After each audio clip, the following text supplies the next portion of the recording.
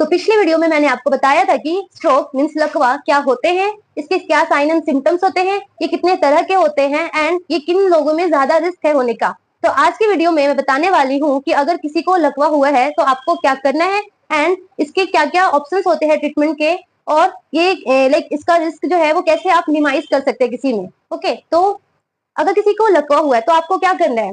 सबसे पहले आप या एंड जिनको लकवा हुआ है उस टाइम आपको शांत रहना है, ज्यादा पैनिक नहीं होना है और एम्बुलेंस को कॉल करना है। जितनी जल्दी से जल्दी पॉसिबल हो एम्बुलेंस को कॉल करना है एंड इफ पॉसिबल आपको ऐसे हॉस्पिटल में जाना है जहाँ पे न्यूरोलॉजिस्ट या फिर न्यूरोसर्जन अवेलेबल हो। ओके, एंड आपको उस टाइम और चीजों का ध्यान रखना है, दो मेन चीजों का ध्यान रखना है, जैसे कि क्या उनमें लक्षण हुए थे, क्या सिम्टम्स स्टार्ट हुआ था, लाइक उनका जब वो बोल रहे थे वो लड़खड़ाना, या फिर बैलेंस में प्रॉब्लम हुआ था, या फिर उनके लाइक जो लिप्स है या फिर जो मुंह है वो टेढ़ा हो गया था, या बॉडी किस पार्ट में किस तरफ पैरालाइज स्टार्ट हुई थी। ये जो भी सिम्टम्स थे, जो भी लक्षण थे, वो आपको ध्यान में रखना है, प्लस किस टाइम हुआ था, टाइम प्लस सिम्टम्स, ये दोनों आपको ध्यान रखना है और हॉस्पिटल पहुंचना है जल्दी से। तो मोस्ट इम्पोर्टेंट थिंग इन लकवा क्या है कि आपको जल्दी से जल्दी हॉस्पिटल पहुंचना है, जल्दी से जल्दी हॉस्पिटल पहुंचना है, बिकॉज टाइम इज ब्रेन। हाँ, टाइम इज ब्रेन, ये क्यों बोलते हैं, क्योंकि लकवा में क्या हो रहा है कि हमारे जो न्यूरॉन्स है, जो हमारे ब्रेन सेल्स है, उनका डेथ हो रहा है, राइट। एंड लाइक इन लकवा इन 1 मिनट मिलियंस ऑफ न्यूरॉन्स का डेथ होता है, और वो जो डैमेज है, जो डेथ है, वो परमानेंट होता है। Okay, so most important things for you people क्या है कि इसके क्या रिस्क होते हैं, क्या क्या रिस्क फैक्टर्स होते हैं एंड इसके क्या क्या साइन एंड सिम्टम्स होते हैं, एंड आपको जल्दी से जल्दी हॉस्पिटल पहुंचना। ओके, तो ट्रीटमेंट इसमें क्या होता है कि एक इस्केमिक स्ट्रोक होता है, उसमें क्या करते हैं कि एक थ्रोम्बोलाइटिक थेरेपी होती है।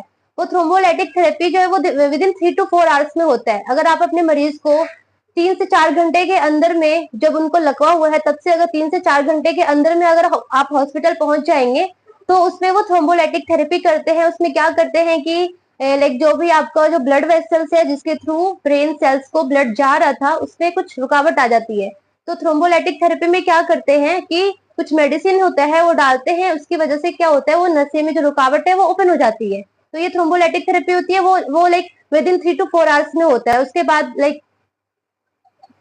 और हमारा दूसरा जो है वो हेमरेजिक है। हेमरेजिक में क्या करते हैं, नसें जो है वो फट गई थी, तो उसमें जो मरीज है उसको ऑब्जर्व करते हैं, अगर ब्रेन में सूजन हो रहा होता है तो सूजन कम करने की दवाइयां देते हैं, या फिर नीड होती है तो इमरजेंसी सर्जरी भी करनी पड़ती है, वो न्यूरोलॉजिस्ट न्यूरोसर्जन डिसाइड करते हैं। तो मैंने आपको स्टार्टिंग में बताया था कि prevention is better than cure.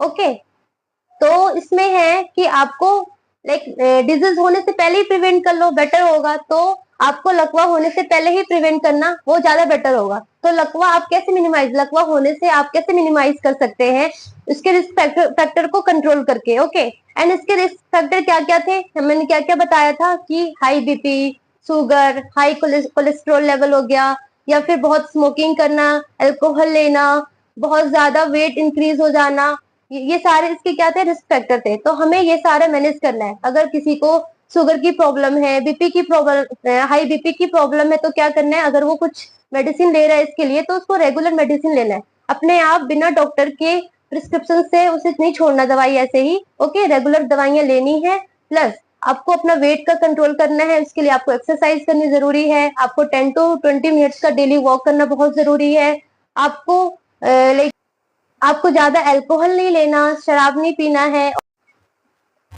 And also stress is also the main risk factor for stroke. तो ज्यादा स्ट्रेस नहीं लेना, स्ट्रेस मैनेज करना है आपको, और वैसे भी स्ट्रेस लेने से कौन सा आपका काम होने वाला है, तो स्ट्रेस मैनेज करके रखना है। तो ये सब कुछ लकवा के बारे में मैंने बताया। तो लाइक आपको जल्दी हॉस्पिटल लाना है ताकि उनका जो ट्रीटमेंट है वो जल्दी से जल्दी स्टार्ट हो जाए, बिकॉज जितना डिले होगा उनका ट्रीटमेंट में उतना ही क्या होगा, उनकी रिकवरी स्लो होगी, रिकवरी स्लो होगी, आउटकम पुअर होगा, और एंड इवन डेथ भी हो सकती है। तो आपको जल्दी हॉस्पिटल लाना है। Okay, so this is all about stroke लकवा। Thank you.